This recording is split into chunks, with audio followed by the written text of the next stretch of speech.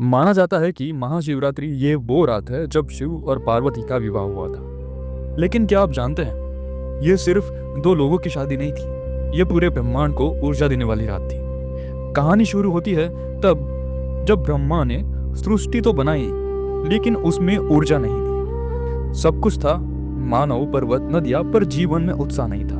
तब आदिशक्ति ने पार्वती के रूप में जन्म लिया, सिर्फ शिव को पाने के लिए नहीं, बल्कि उस वैरागी शिव को जगाने के लिए जिनके बिना सृष्टि अधूरी थी।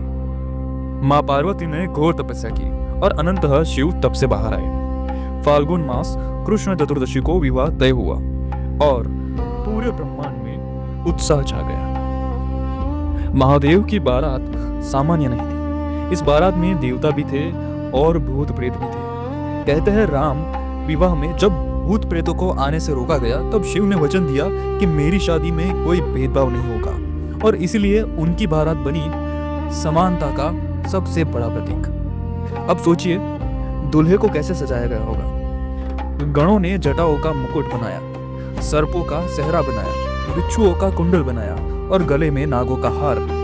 रूप भयानक था, लेकिन तेज इतना दिव्य था कि देवताओं की आंखें चूक गई। उस तेज को शांत करने के लिए शिव भस्म लगाकर तैयार हुए। जब बारात हिमालय पहुंची, पार्वती माँ की माता मैना देवी शिव को देखकर बेहोश हो गई, मूर्छित हो गई।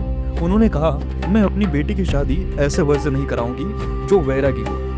तब देवताओं ने शिव को दिव्य रूप में सजाया, और जब उनका चंद्रशेखर रूप प्रकट हुआ, सौंदर्य ऐसा कि स्वयं कामदेव भी फीके पड़ जाए, तब जाकर विवाह संपन्न हुआ। यह मिलन हमें क्या सिखाता है?